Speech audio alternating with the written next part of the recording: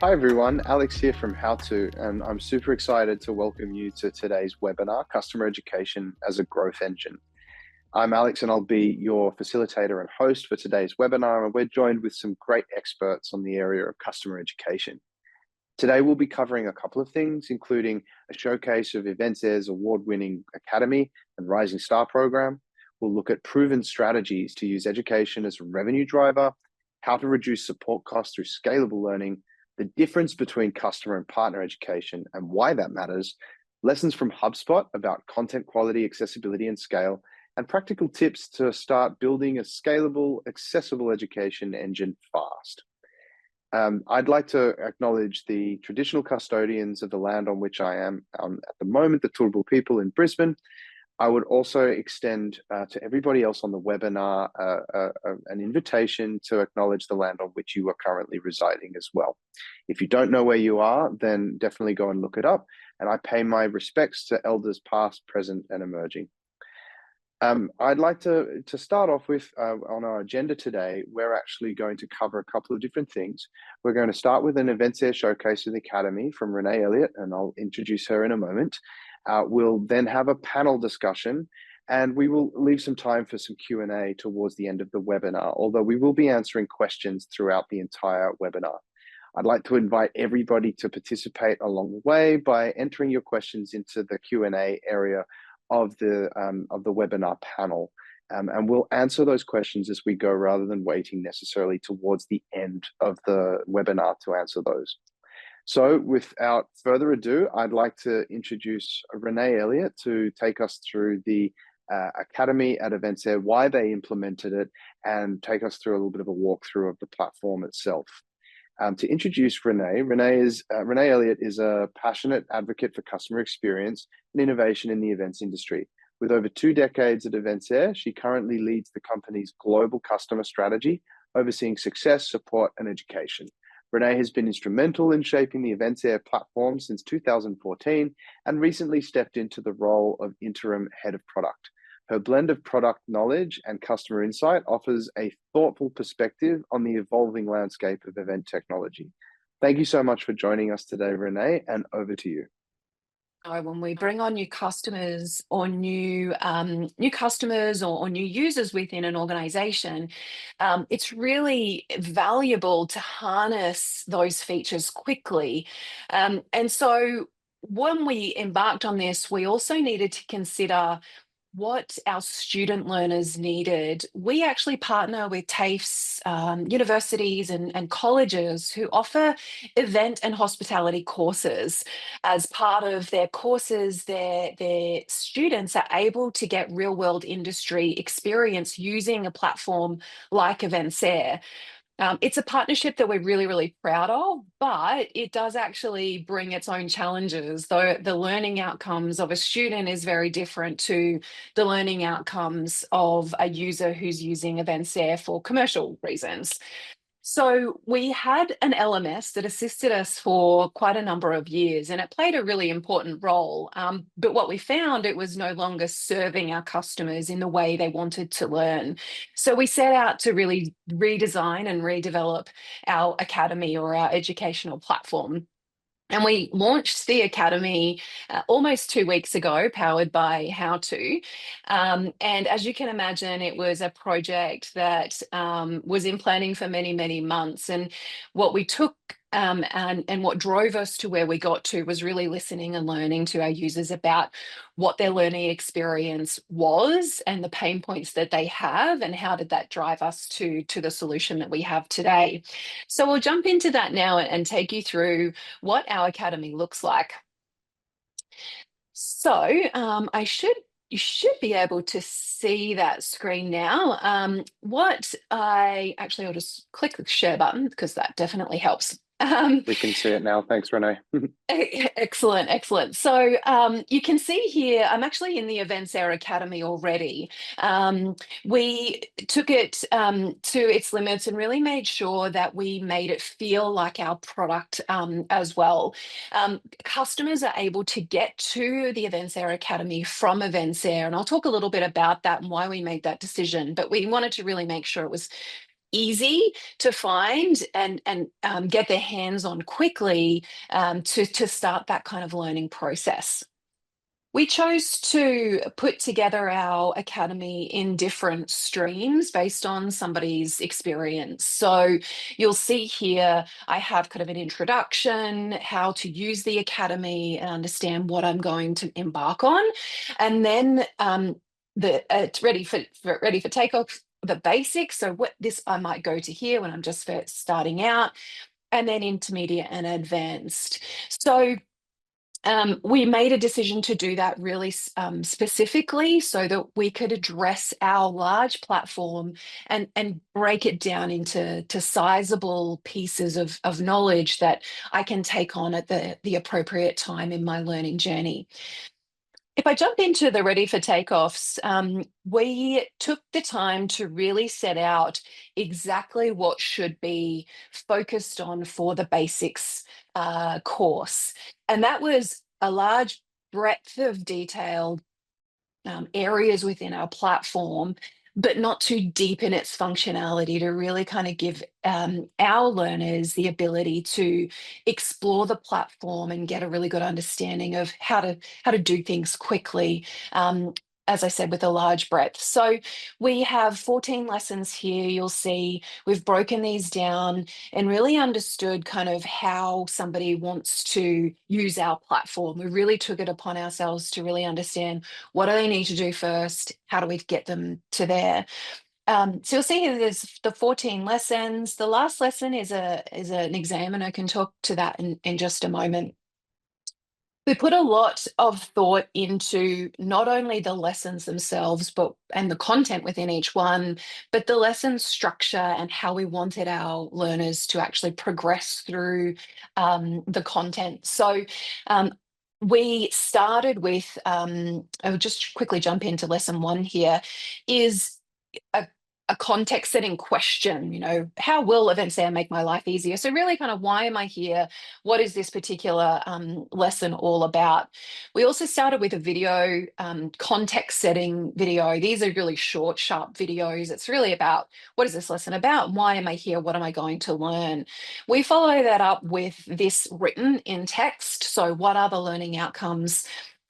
What do I expect to learn? This is a really great way for our learners, and we got feedback from our previous academy was, I can quickly find out whether this is for me or not, and if not, I can jump out and go to something else. All of our lessons have a very similar structure in this way. A first kind of opening, context setting, what is this lesson about? The overview and the objectives, and then these kind of panels at the bottom. We always start with a full lesson video. This lesson video is normally longer. It's an instructional video that shows our platform, that talks about the benefits of features, the buttons to tick, the fields to populate, those sorts of things. The reason that we did this is we found that our learners, we have very different types of learners, as I mentioned, and this allows them to either watch and just listen, watch and take notes, watch and follow along, however they choose to learn. Additionally, we followed that up with secondary kind of steps within the lesson that allows them to read and follow along, maybe at a little slower pace, and do exercises along the way. So with the help of HowToo, we've been able to put this in step-by-step process orientated sections within the lesson that goes through, again, kind of information written along with screenshots of our platform and interactive exercises along the way to help our users stay engaged. One other really strong piece of feedback that came through from our learners, which we took on very heavily, was the interactive engagement that we had in our previous lesson academy was really minimal, and it became quite monotonous and dull. So we put a lot of effort into understanding how could we make it engaging, how could we keep the learner going down the learning path. So you'll see here there's lots of things that we can do. We also could have broke apart that full lesson video in smaller, digestible snippets that really dug into a particular area within our platform. And I can talk a little bit more about this throughout the webinar, but this is really about being able to kind of put your finger on exactly that piece of information within the lesson itself. You can see there's lots of interactive style exercises here, and then a really great ending to the lesson to say you've completed and you can continue on. We have, I'll just jump out of there. And then we're back to the beginning. So it's really easy to navigate. And again, that was another, very highly feedback that we got. The other areas that I mentioned is we have these intermediate and advanced learning pathways. We're also looking at other learning pathways that kind of dig more into skills that make up, areas of user types and personas within our kind of customer base, just so that we can kind of give further learning pathways to particular types of personas or types of professions within the events industry that we see within our customers. I think that was all I wanted to take you through. Happy to take questions, obviously, but I know that we've got lots of other content to cover. So over to you, Alex. Thanks, Renee. I appreciate you taking us all through that, and fantastic job on the academy. Great to showcase that today. I'd like to invite into the discussion with us Chris and Lisa, please, for our panel. I'll introduce Chris first. So Chris brings 13 years of experience designing and developing and scaling customer education academies for B2B SaaS orgs. He's from SaaS Academy Advisors. He spent the first 8 years as a founding member of HubSpot Academy, growing and scaling the program to over 1 million learners and 500,000 certifications in 6 languages. Over the past 5 years, he's built SaaS Academy Advisors along with his business partner, Lindsay Thibault, and partnered with over 20 B2B SaaS organizations to design, launch, and scale their academy customer education programs. So we're very lucky to have Chris here today. Thank you. Also joining us is Lisa Vincent, the CEO and founder of HowToo. Lisa is an entrepreneur specializing in learning and technology. In 2020, Lisa launched HowToo, a digital learning AI-powered SaaS platform that fuels business growth with accessible world-class training. HowToo serves more than 200 customers and partners with over 20,000 learners across the globe. Lisa has raised more than $5 million and has been awarded 2023 New South Wales Telstra Best of Business Award for Accelerating Women, and has won the coveted Brandon Hall Gold Award for Best Advance in Content Authoring. So we're very lucky to have everybody here today. I'd like to lead with a question for the panel, and please, again, anybody that's on the call, I'd love for you to use the Q&A section to ask some questions, and we can field some of those questions as we go. But the first question I'd like to open with is for everyone, and I'd love for Chris for you to lead on the response first, is 3 to 5 question categories that people could ask themselves before building an academy. And I think we're going to even maybe turn this into a one-sheeter after the webinar if we can. Yeah, certainly. Thanks again for having us all, Alex. And definitely a one-sheeter after this because it's hard to pick just a few. But I would say the 3 categories that I always like to think about and find important for businesses to be thinking about as they're kind of in this ideation phase. The first is your current state. And what I mean by that is, what do you have and what are you working with when it comes to existing content? Everything from your brand, your point of view, how you differentiate. Do you have an approach or a methodology? Do you have some subject matter expertise currently internally? Is that external? Where do you line up with the industry? Truly understanding where you are from a content, existing content within your organization is a key piece. The second one I would say is the who and how are you going to deploy the educational content to, and what is the intended impact of that content. So the easiest way to sum that up is 4 audiences. You have industry education, right, certifications for anybody in the industry looking to learn, customer education, specifically to your users, partner education, which I know we'll touch on a little bit more, and then our employee education. And who are we deploying that to? And what is the ROI, the business impact? And the third one is your investment strategy. How are you going to invest in your academy program? Are you going to take a 10% of somebody's time to build one course, get it out there to one small audience and see what happens? Or are you going to look at it and say, we're going to hire a headcount, we're going to get an LMS from the beginning, and we're going to build a program that's going to exist and scale alongside the business? The only way you can answer that is to understand number two, which is what is the ROI of how you're going to deploy this? And what is the cost to deploy that based off of your existing center of excellence or your collective knowledge of your organization?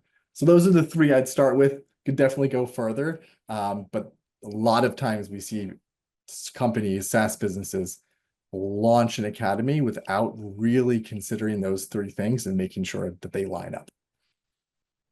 Thanks so much, Chris. Lisa, Renee, did you have anything to add to that?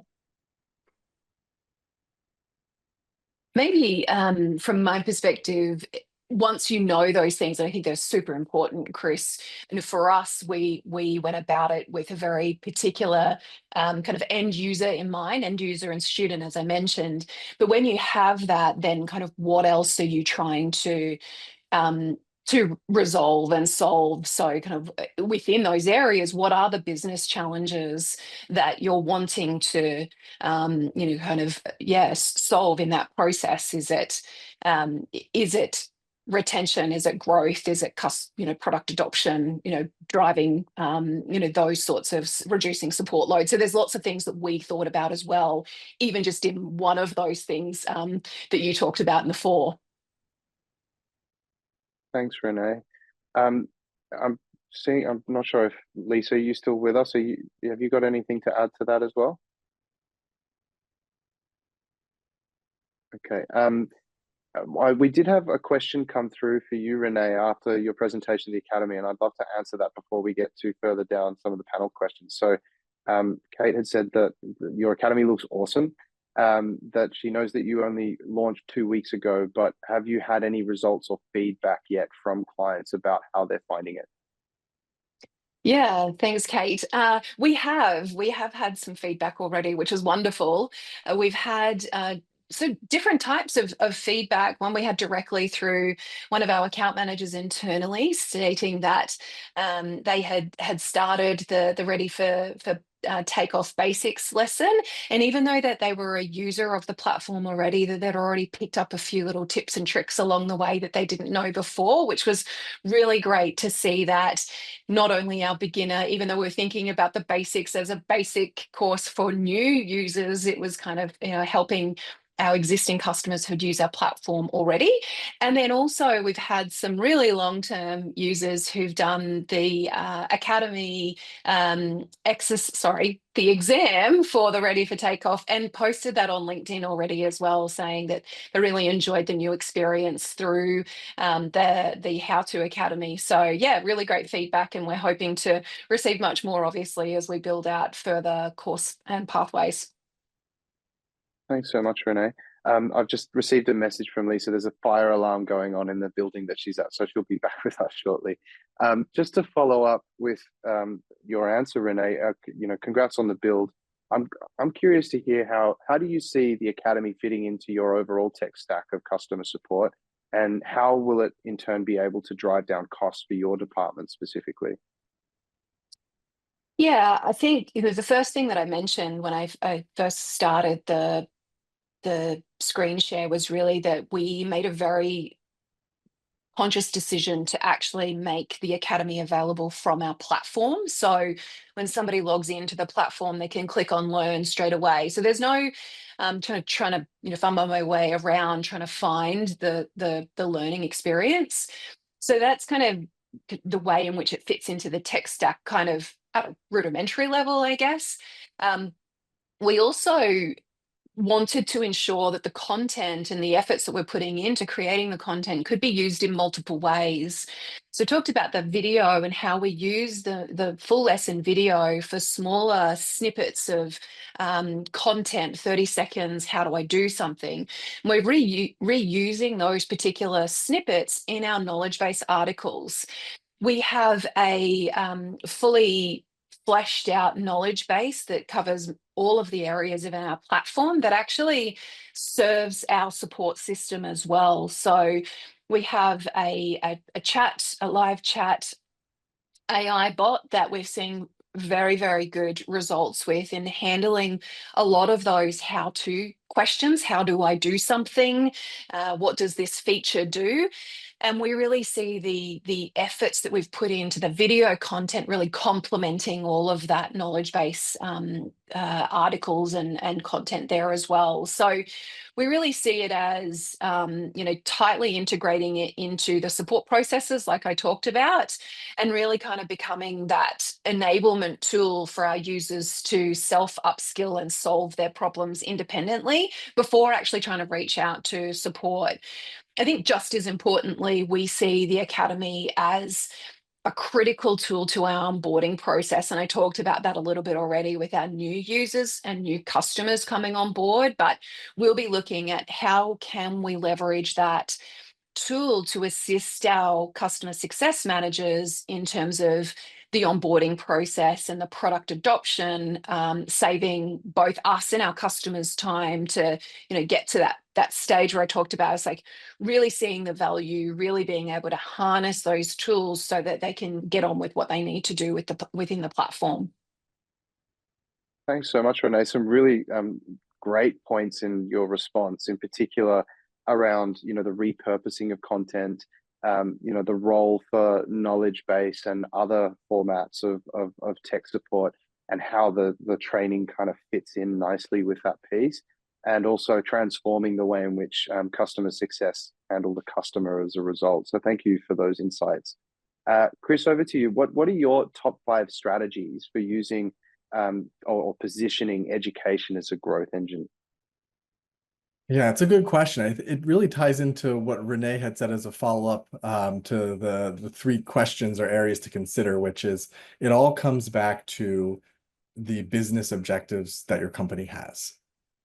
And because educational content can be assessed and we can see the behavioral changes of somebody who's consuming that content, we can see the impact on the business and the impact on the user. So when it comes to your strategies, your growth strategies, it really kind of rolls right back up to your business metrics, right? You're going to be looking at things like customer lifetime value. You might be looking at different areas. You might be looking at ARR or MRR number if you're a SaaS business. You might be looking at retention. You might be looking at NPS, number of advocates. So when it comes to the strategies, there's many, and I'll share a few of my favorite, but really it comes to what is my current business's strategy? What are my departmental or my department goals? And then from there, what go-to-market do we have? Right? Are we a PLG motion? Are we a product-led growth motion? Or are we still selling with AEs or sales reps directly? Once you have that figured out and you know what you're going for, then you can start deploying these different strategies. And one strategy I'll share that I love that gets overlooked so much is you go through your onboarding process, you invest usually some human capital into developing a good onboarding flow to help somebody get implemented and see time to value. Most people in SaaS are around 18 months to 24 months. So that admin or that user leaves, a new user comes on. And there's the investment to ramp that new user up like they're a new customer is usually much less. And sometimes those new users are almost forgotten and they're on their own. And so deploying this educational content for a new user onboarding flow is a great way to repurpose the existing content that you might have already created for your onboarding to reduce the time to value, to speed up the time to completion of onboarding. That same content can be repurposed or repackaged, and that new user onboarding, many times we see a lift both in the overall retention of accounts who get new admins across all SaaS software industries, and then also a reduction in that ramp time. So a reduction in the time that a new user who takes over an account is submitting support tickets, is requesting time from their CSM. So that's one of the strategies I love. To keep it short, the other one is what we did at HubSpot, right? That was creating educational content for industry professionals. And that was a big one. And we had a point of view. HubSpot had a point of view, right? The idea of inbound marketing. It was not about interrupting, it was about adding value. That whole kind of phase of digital marketing. And that allowed us to reposition and teach marketing through a different lens. It was still marketing. We were still doing the same things. It was still blogging. It was still content marketing. You were still doing your website, but it packaged it differently. And if for any of the customer or people who are here today, if you have a strong point of view on the market or how to approach a job or an industry and a software that aligns with that, your ability to create what might seem as existing content that there's already 10 courses, but your ability to reposition that and teach people in a different way can be really impactful for both awareness, but lead generation as well. Awesome. Thanks so much, Chris. We're hearing a bit of a theme and a pattern coming up here around it's really important to have some clear objectives and to hone in on exactly what you're trying to achieve with your academies and your customer education. And then we're hearing about how to then deploy those strategies and execute against them. And it's often about that content creation and how that content's used to then enable and or to solve the problem that it's trying to solve there as well. That dovetails nicely into my next question, and I will encourage again anybody that's in the webinar, if you'd like to ask a question of the panel, please do, and I'm happy to inject a question as we go. But I'd like to hand over to Lisa. Lisa, good to have you back. Hope everything's okay with the fire alarms going off. It's all right. There's no fire, but it was just, yeah, we're all good now. Great. Yeah. I'd like to ask you, how important is the quality of the content? So we've talked about the objectives and we've talked about the ROI and how we're going to deploy and a little bit about the execution. But in terms of the content itself and what learning pedagogies we can utilize in customer education and partner education, can you give us a little bit of information about that, please? Yeah, so I think the quality is absolutely key. If the quality engagement is not there, then the whole strategy is really going to backfire. So we need to really look at how to design an experience that will achieve the outcomes, be aligned to the needs of the audience and flexible to adjust to those different needs and contexts. But also, yeah, really engaging because we won't get that behavioral change and that growth. So, we really kind of merge the learning science with a bit of marketing techniques because it's really about persuasion. And so one model we really like is the AGES model, which is, based on and drawn from neuroscience. So we really need to kind of grab the learner's attention. So that can be through, how this is going to be relevant to them, maybe statistics, whatever it is that can kind of grab their attention. We like to generate connection to what they already know.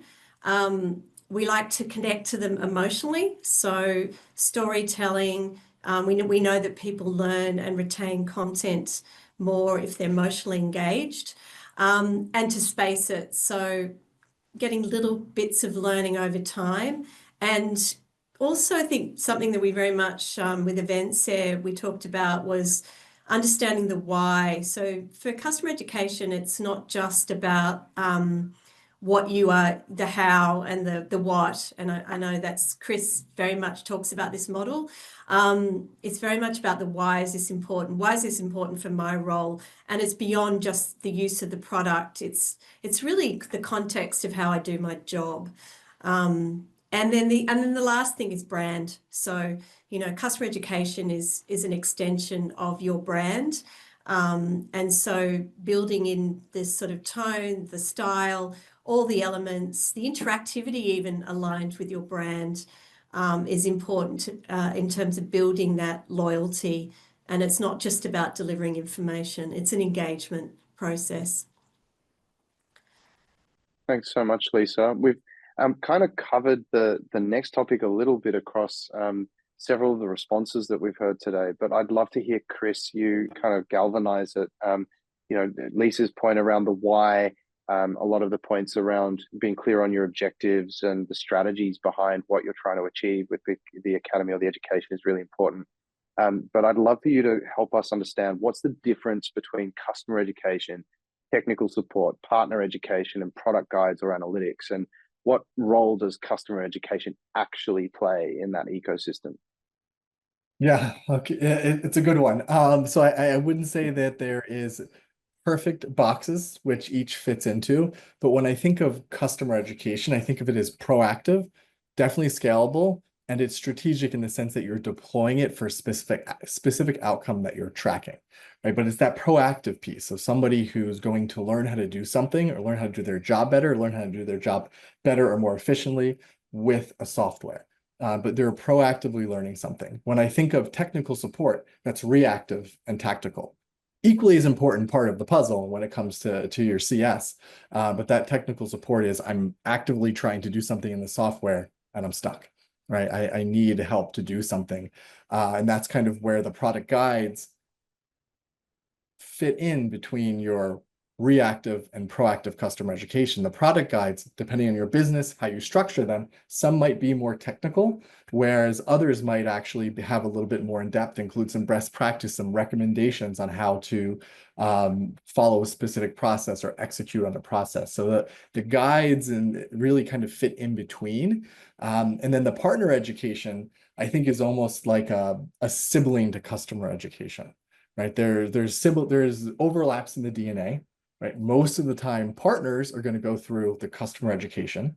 But in addition to that, when we're thinking about partner education, we're doing that because our goal is to enable our partners, whether they're resellers, implementation specialists, integration partners, whatever they may be. Our goal is to essentially enable them and then ensure that they adhere to our brand standards, that they're an extension of our business, right? We don't want our partners who are delivering things in a way that's going to negatively impact our brand. So when I think of that partner education, it's almost a sibling or stacked on top of customer education.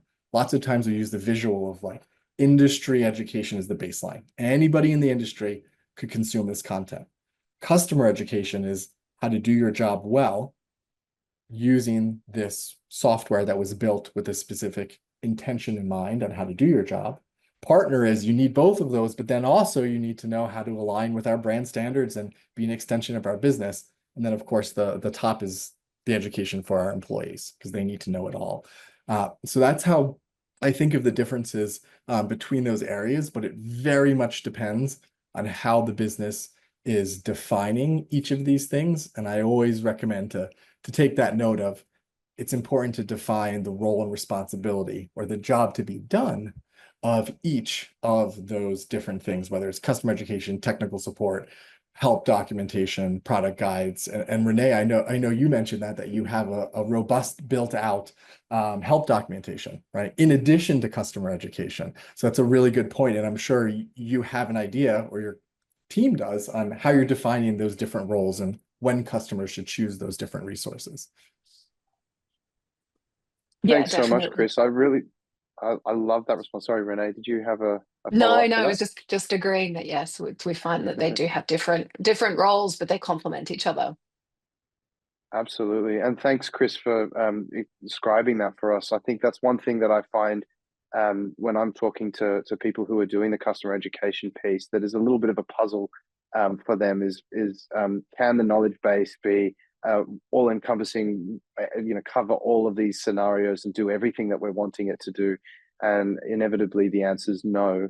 And I love how you described that the education is really helping the user of the system or the software to actually understand how to get value from it. And really that's where that piece of retention and expansion of accounts and so on and so forth, if we're looking at as customer education as a growth engine, that's a perfect kind of marriage between when customer education helps the customer get the value and stick around in the product and realize the value of the product and see that expand.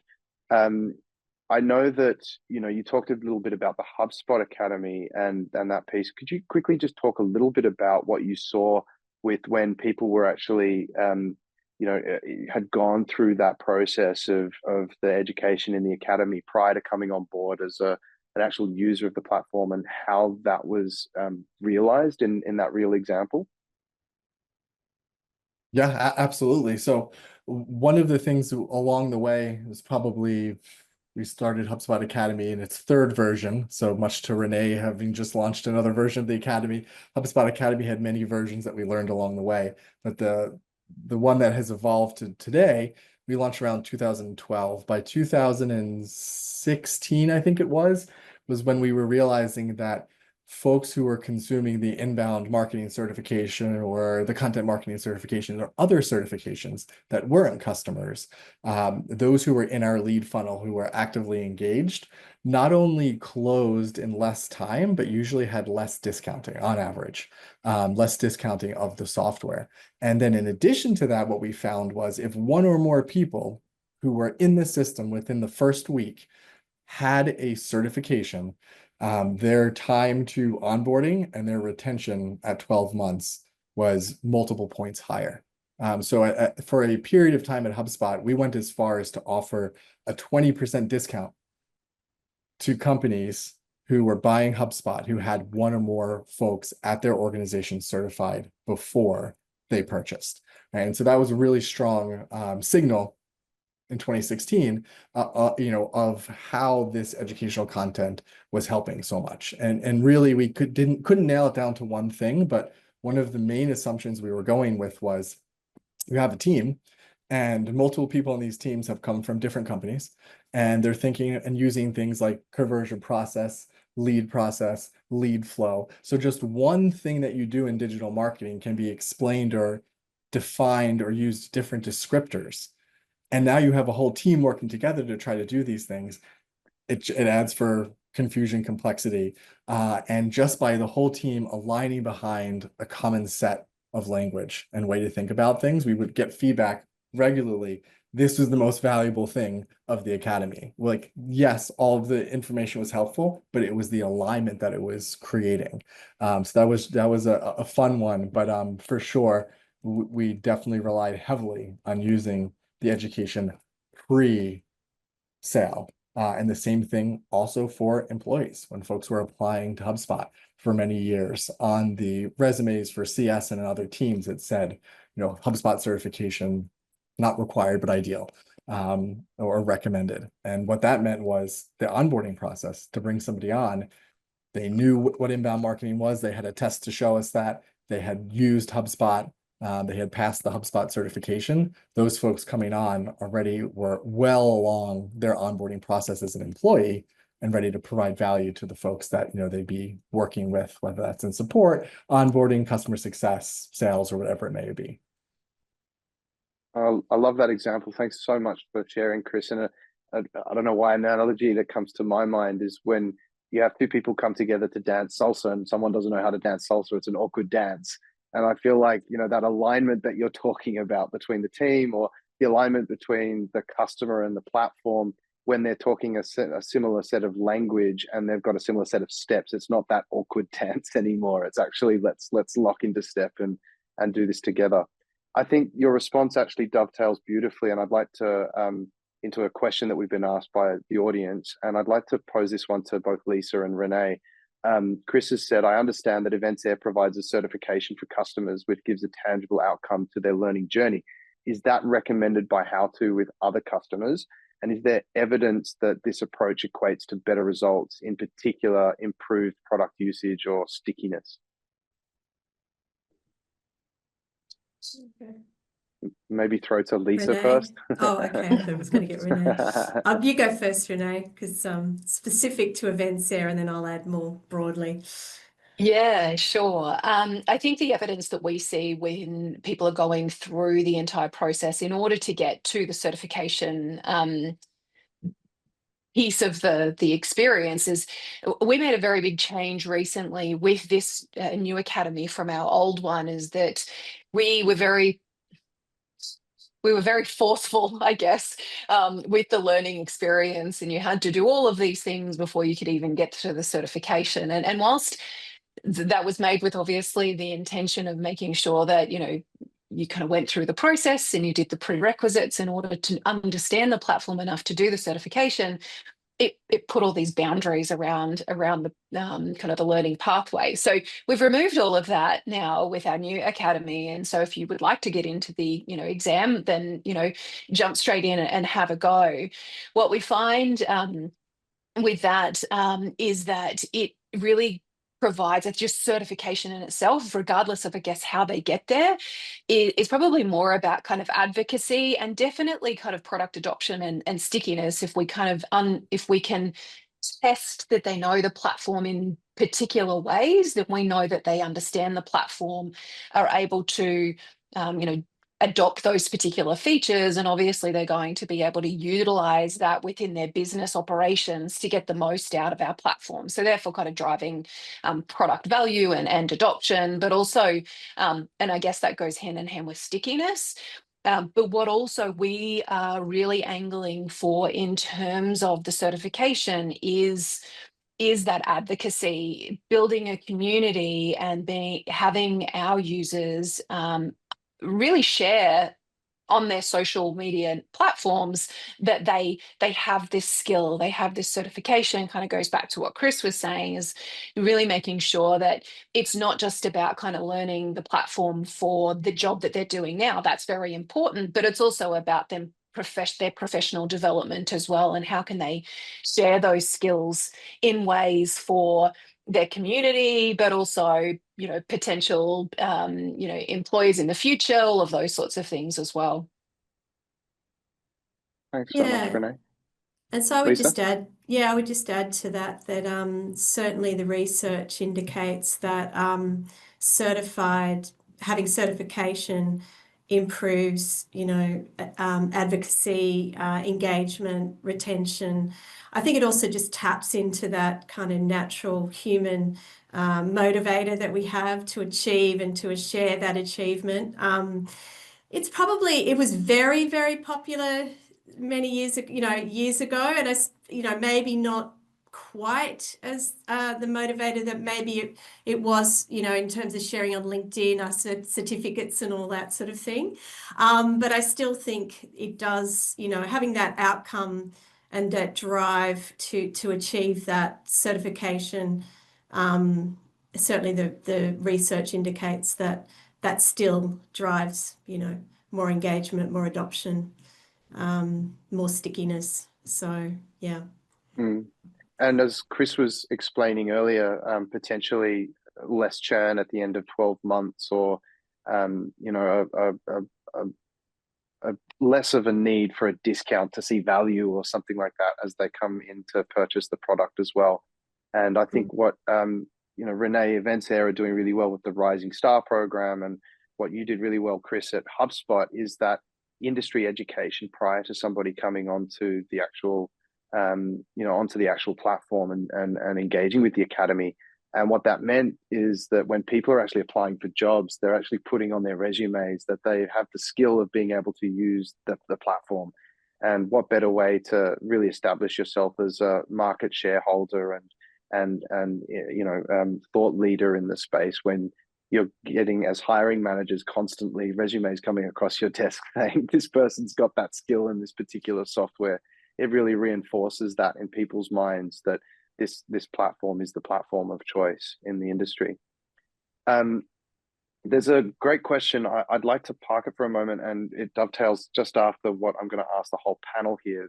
That's why I surface it now, which is, where do you all believe customer education is heading into the future?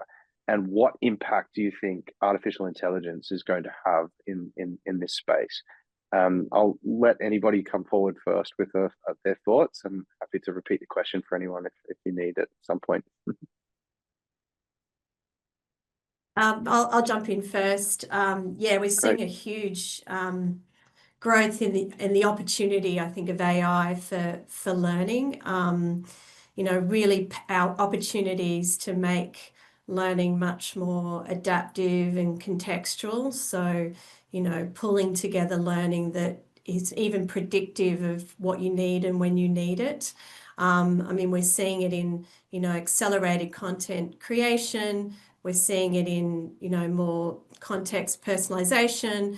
We're seeing it in the kind of power of the data in terms of, demonstrating return on investment. So we're seeing, what's the correlation between engagement with learning and product adoption. So that sort of holy grail of learning, which is always, I've sort of eluded most people who work in learning, is that can't demonstrate they're actually getting an outcome from our investment. So that opportunity to actually show that this investment is actually achieving results, not just from a learning perspective, but also from a business perspective.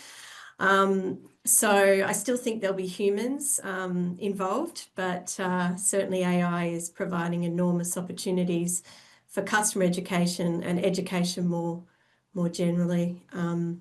So that's what we're seeing, and that's what we're focusing on. Thanks so much, Lisa. Chris, Renee, anything to add? You go, Chris. Yeah. Okay. I can go. Yeah, I mean, I would say definitely the content acceleration is a big one. But just because you can accelerate the speed in which you create your content doesn't mean you're going to get those outcomes that you're looking for, right? From the question of, is there evidence this approach equals better results? Yes, if you understand what are customers who are successful doing and how are they doing it, and what do they know to be able to do it. And once you can answer those questions and put that into an educational track, training, something that has a certification that says, yes, you know how to do it, that's where you start seeing the results. So garbage in, garbage out. You can create a lot quickly, but that doesn't mean it's going to have any meaningful impact on your business. You need to have, like Renee has shared, a clear purpose as to why the educational content's being deployed for the business. AI can't fix that yet. Certainly over the next 3 to 5 years, once businesses start getting their data in order, and you can start more easily gleaning insights of cohorts of customers who have retained or bought more, have seen success and seen value. What are they doing? What do they know? That's when I think we're going to be able to start improving the effectiveness of our education far beyond the 5 or 10 points, across the SaaS industry, a lot of businesses report in terms of retention uptick or other metrics. But I think that's actually going to take more time than maybe we initially hoped or that we think. And so when I think of what's actually driving impact with AI today, it's using AI for content acceleration, but also using it for localization, translation, and accessibility. Right? It used to be expensive to localize something. It used to be expensive to create a transcript. It used to be expensive to format that content in different ways that are going to help different people read or consume the content. It's not anymore. It's dollars, if that. Right. And so I think there's things in the short term we're going to get a lot of value from with AI.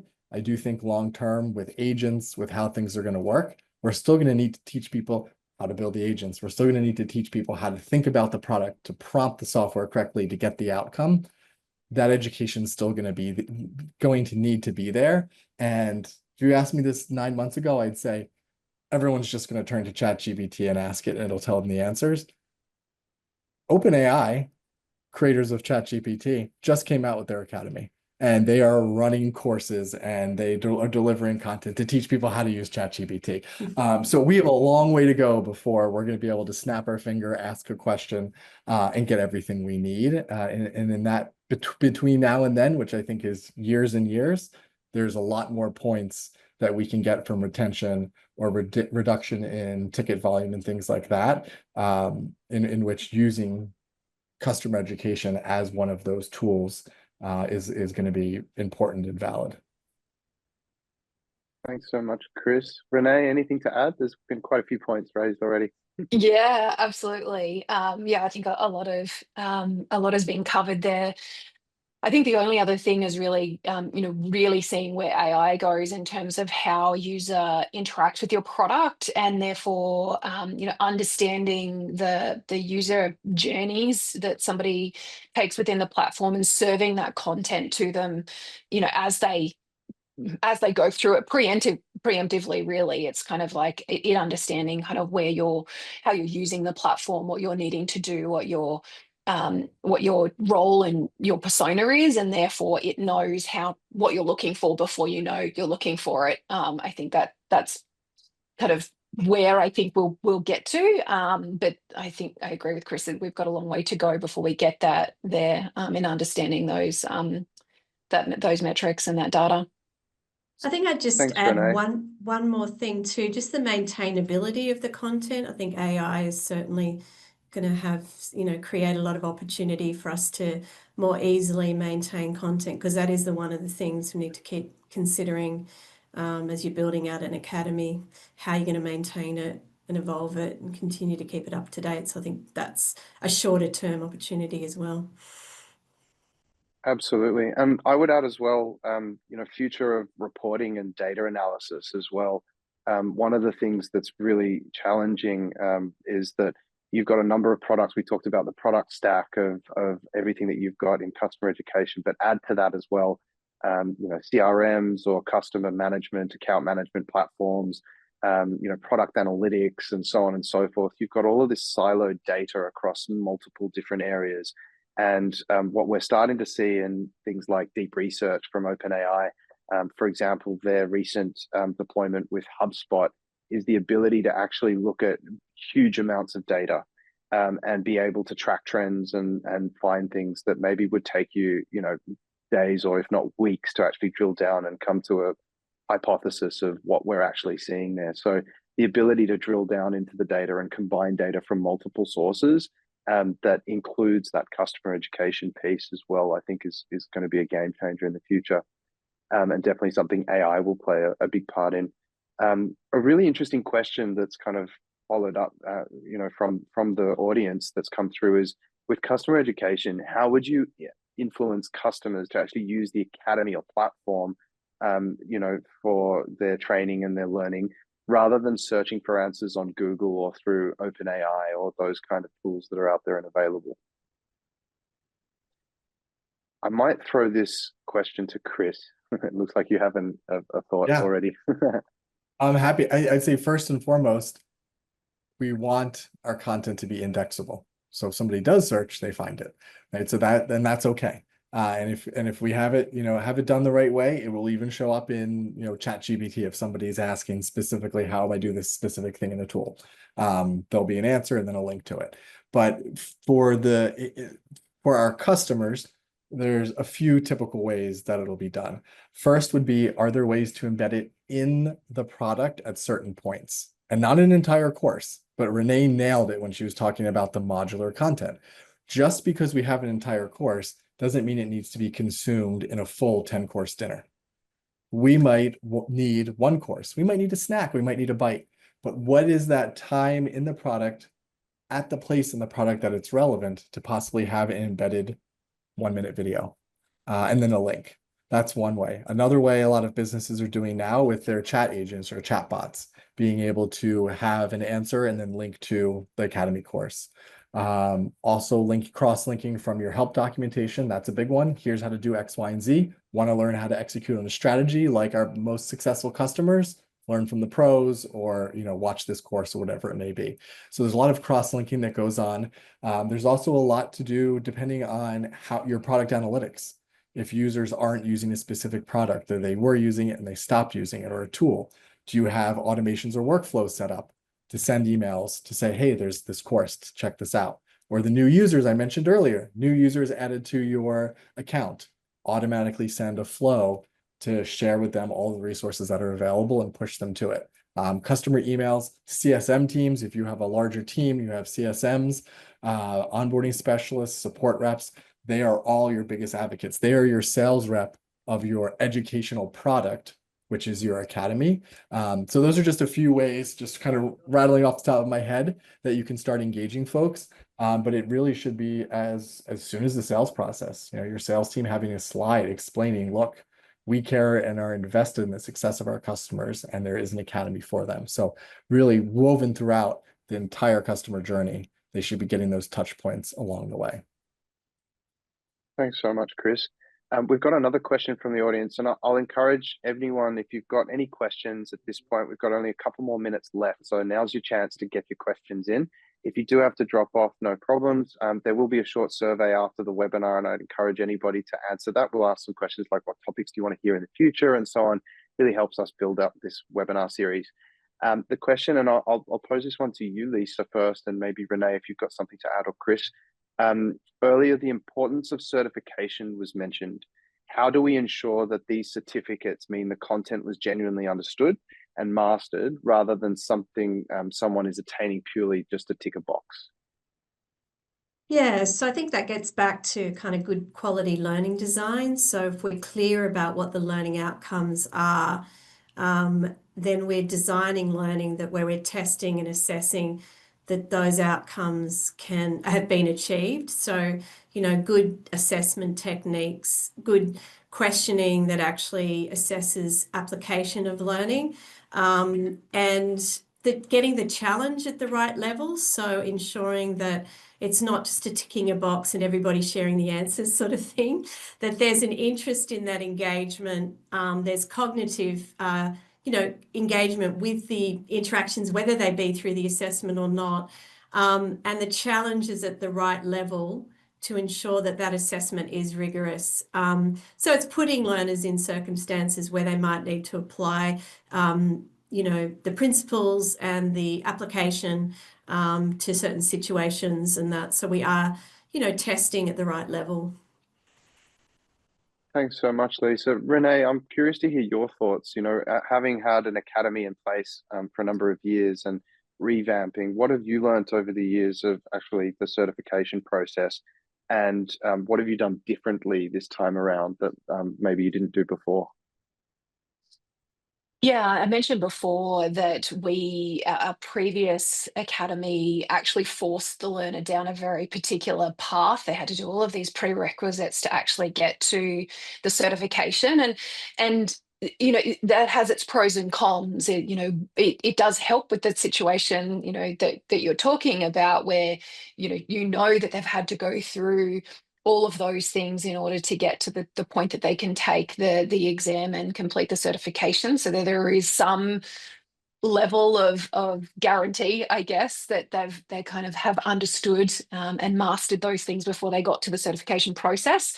But the con to that is that you're very restrictive, and it doesn't lend to a great experience.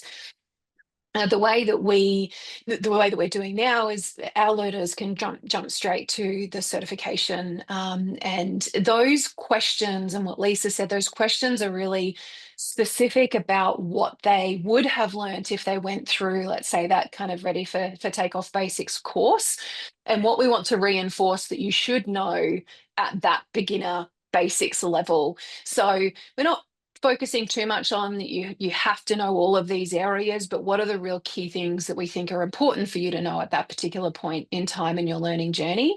I think the other thing that we went away from, to be more scalable, to be more efficient in the way that we managed certifications, was actually having a self-serve certification process.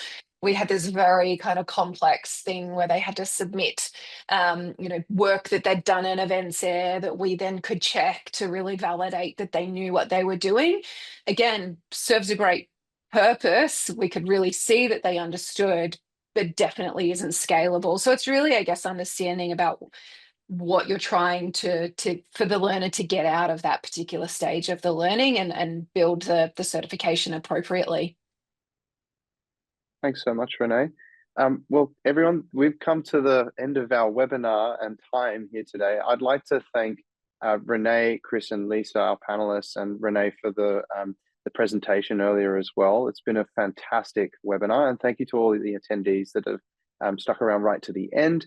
I've put my contact details up on here. If you'd like to get a copy of the recording, or if you've got any questions, please do reach out at any stage and reach out to us. And with that, I'd like to say thank you and see you later. Bye, everybody. Thank you. Thanks.